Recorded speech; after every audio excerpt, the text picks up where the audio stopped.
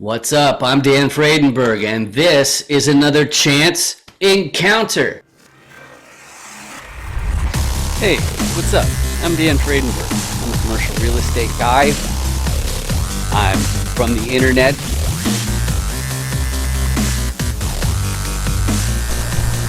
We're seeing more properties like this being built in front of a house that's going to be torn down soon. I understand that there are power lines that are getting kind of close. What's up again? This is Dan Fredenberg, and that there is a commercial real estate building.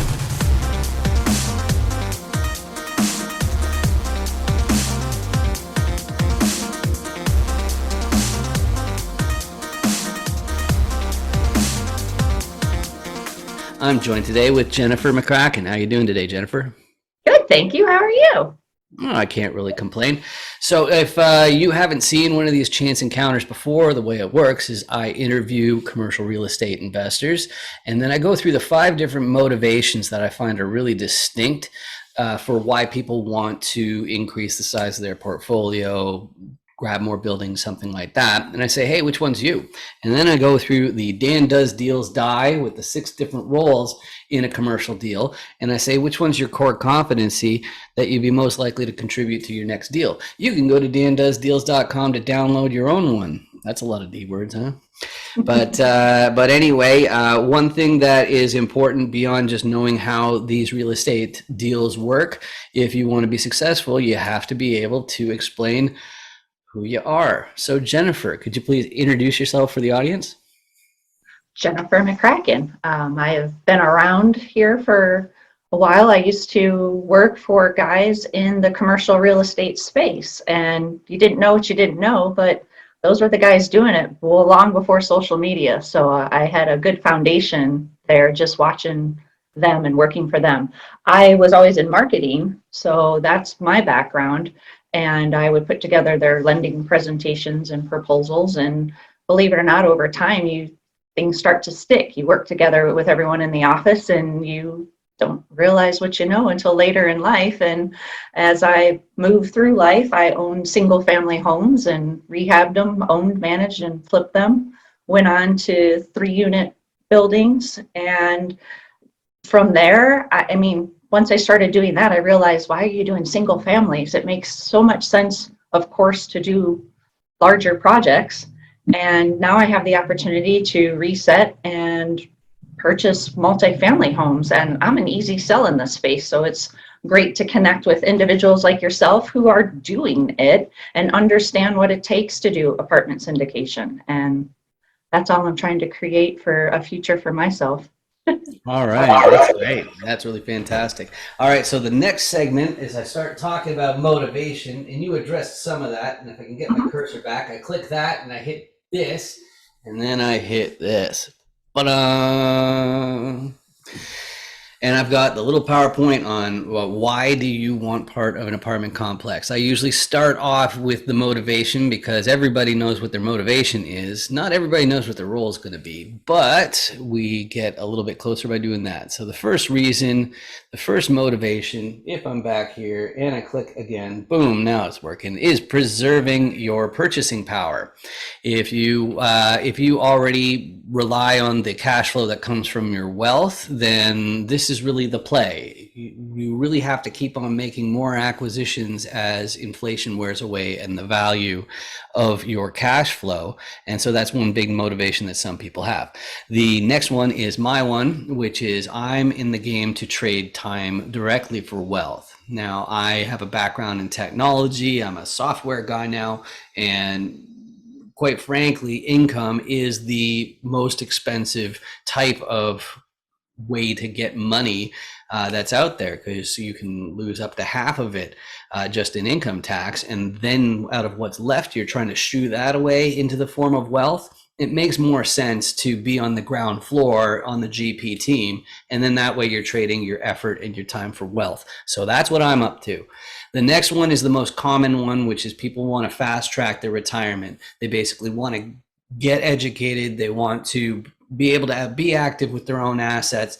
But the thing that's implied is that there will be a day where it's quitting time. So if that's really the motivation, then this is you. Whereas the next group, they're never going to quit. They're so ambitious, they want to buy their entire hometown, and there's just no limit to their ambition. They're going to, they want the biggest yacht in the pier, the skyscraper with their name on it, and they're handy people to have around if you have that type of team. But the last group, in a little bit in contrast to that, some people have a section of society, or maybe it's the environment or animals that they really want to take care of, and they realize to make the biggest impact in society, you do have to pursue significant wealth. You have to have it to give it away. So that's what some people are picking up commercial real estate properties for. And out of those 5 different motivations, what combination of those best describe you, Jennifer? There's a couple of them in there, truthfully. I certainly want to have land and animals. I've always thought about the tiny home community and how you could essentially help others or do something along that space where you can come together in a community. So that's certainly a motivation of mine. I've already quit the job, so maybe we just fast forward the launching into whatever sector that is, but I want to do something, be part of a team, learn this hands-on. I can be that. I've rehabbed properties. I can be boots on the ground walking. I'm very clear on what finishes look like or should look like, and certainly enjoy people. I've always had a knack for finding out what you can get tenants to tell you stuff. So it's always a little secret. Sometimes you might not find out from the landlord directly, but you'll find out. So something to be said for all of those. I do certainly want to give back, but I just naturally enjoy this space. And I see how you can make a difference and how you come together as a community and can really create something more. So. Beautiful, beautiful. And as far as you mentioned being able to spot finishes and things like that, so that would be a local side. But let's go through those different roles to see where you best fit. Now, and most people you run into, they are some form of repositioner, because even if they're not directly grabbing the deals, that's still part of their job. But we'll go through the 6 different roles, so we'll flesh out exactly what how to describe what your strengths are. So the first one, so that you at home understand how commercial real estate works, is a repositioner is a person that looks at a whole bunch of different properties and they're looking for upside. Okay, the way that they look for upside is they have to underwrite it. That's the fancy word for doing the math, finding out if the business works, finding out if the people who are offering to sell the building are complete liars and they're not actually making the amount of money that they say they are, things like that. So the repositioner has to know that, but they also have to know the ways to get upside. The 2 biggest tools in their tool belts are more efficient operations. That's the first one. You got to stop that money from going down the toilet. And it's more than just unclogging toilets and collecting rent and all that sort of stuff. It's also like the leasing agent who has to make sure that the vacancy rate is low, and that requires marketing skills. So there's also any kind of operations as far as automations. That's the other thing that I'm up to. But that's one of the ways any of those expenses are cut. That means the property is worth more. So the repositioner is doing a good job. But right now, that's probably not enough to just fix the operations. They're probably going to need a contractor team to make the place actually nicer, and then that way they can charge more in rent. That's upside. But there's a problem with this little equation here, at least for me. Me as a repositioner, I am not going to fly to the property every single time there's a problem. And so I'm going to need a local. I'm going to need boots on the ground, somebody to take care of the place in the sense of making sure operations are actually doing their jobs. They're not just sloughing the photos that they're sending in, all that sort of stuff. Make sure that the contractors are also keeping the schedule and they're not cutting corners.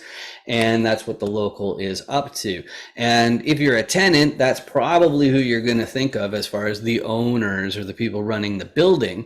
But of course, there's more to it than that. There's there's the financiers, the banks, the capital raisers, the people with the money. And what's going to happen is the repositioner is going to turn around to the financier and say, hey, I want to buy this building. And let's say it's worth tens of millions of dollars. If it's worth tens of millions of dollars, they're probably going to ask the bank, hey, do you have, say, tens of millions of dollars to lend me so I can buy this property?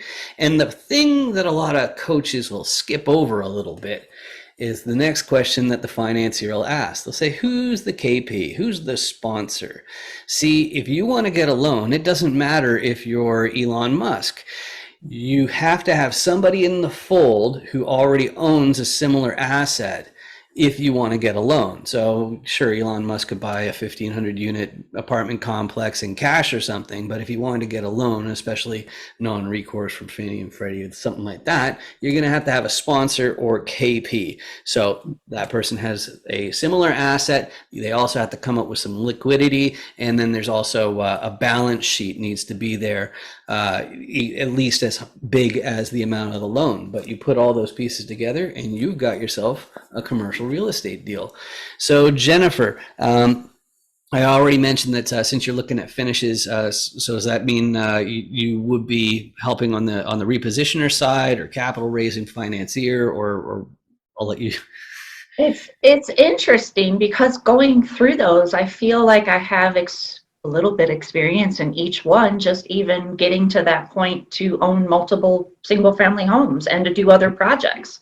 So I guess being part of connecting with these individuals in this space is honing in on which one I can get better at to be more of a value to someone. But there's things like, I mean, I could be boots on the ground and walk a project and run the construction crew and work with the staff to see where they're marketing and why we're not getting leased, build community relationships and get attention drawn to that property. I mean, this is kind of even experience that I've had in corporate America doing the kinds of jobs that I did. We had to build community, and you can build your database real quick just working with others within your community. And there's different things. I'd like to learn the numbers better on a bigger scale. I would love to figure out ways to bring more value. And I get already the concept of rehabbing a unit. And of course you can draw more rent, but so there's things to do. I'm an animal lover. I would want to try to figure out ways that you can encourage pet ownership so people don't feel like just because they have to rent, they have to get rid of their pet. And as someone who had to experience that this summer in a buyer's market, in a seller's market, yeah, that's a real thing. So however I can contribute in those areas, I'm just learning to look to grow in that process, pick up a property myself. Good stuff. So you're a generalist. That's cool. So as far as a buy box goes, that is the ideal property. It's a type of property that you can describe where there are more reasons. It's easier to say yes to it instead of the reasons to say no. So for you, Jennifer, as far as like geographic area, unit count, and class, what's your ideal property that you'd really like to have somebody bring to you? I am trying to move back down south, so I would like to be in the Tennessee, like Johnson City area along the Carolinas border, somewhere that I can drive to within hours of distance, a day trip, even if it's a long day trip, but I can work those states and be able to be boots on the ground there working. So if I could find something in the area that I could be proud of and local, that would be fantastic. I get B and C units where there's a value add there. It's interesting, even I see my own growth just in the last few months of connecting with people and ideas that I had to start with already. People, have you thought about this? And it's always bigger. So I will say that I'm open to opportunities. I certainly want something where I can add to that value. I have seen multiple people in this space scale up very quickly. Their first projects are 20 to 30 doors, and then their second one's 40 or 50. And before you know it, I'm telling you, there are countless people that I have spoken to in this space. Their third deal's always over 100. So I hope that somewhere I fit in with someone where I can be a part of that and they see the value that I can bring to the table. And I just trust that it'll all align itself. Good stuff. Good stuff. All right. And if somebody wants to reach out to you, we ended up meeting basically through the meetups and through LinkedIn. Is LinkedIn the best way to reach you, or is there a website that's better, or what? No, LinkedIn's probably the best, and then I can always send out a Calendly and we can meet up that way. All right, cool. Information's pretty much out there. You can find me. Sweet, sweet. And I got one thing to say for you in the camera there, which is if you look under my left hand somewhere over here, you'll see the red button of anger. It's a sad, terrible button. And the only way to slay this awful, angry button is to click on it and turn it gray into the gray, peaceful button of tranquility. So you should click on that because it doesn't cost you anything and it has a magical effect. The effect is YouTube begins to pay me for these videos instead of me. And that's better. So please do that. You'd be doing me an enormous favor, and it just means that my videos might show up on your list of suggestions. But Jennifer, you've also done me an enormous favor by joining me today. This has been really nice getting to know you a little bit better. Thank you for having me. All right, awesome. And then I'll get my cursor eventually. Come on, cursor. Here's the cursor. Yeah. Bye. I just want to tell you, because I've actually seen your website, Real Estate is a Scam, before, and I loved it. Oh, cool. Yeah, because I think it's really so spot on. There's good stuff, bad stuff in every industry. Yeah, make sure you subscribe, like, and hit that notification bell. For Dan the Man. And thank you. Turn that subscribe button from red like his beard to gray like his beard will be. So I met Dan through some networking groups for real estate investing. He's a great guy from what I know about him. He's very ambitious and he makes it easy to come on with his questions and has a great setup. It's easy, it's clear, concise, and I'd recommend going on his interviews for anyone that's considering it.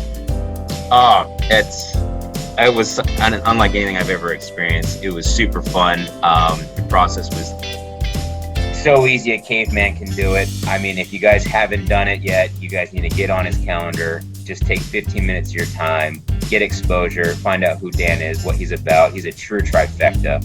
And if you don't know who he is, get in touch with him. Google his name, find him on LinkedIn, do whatever you can, just reach out to him.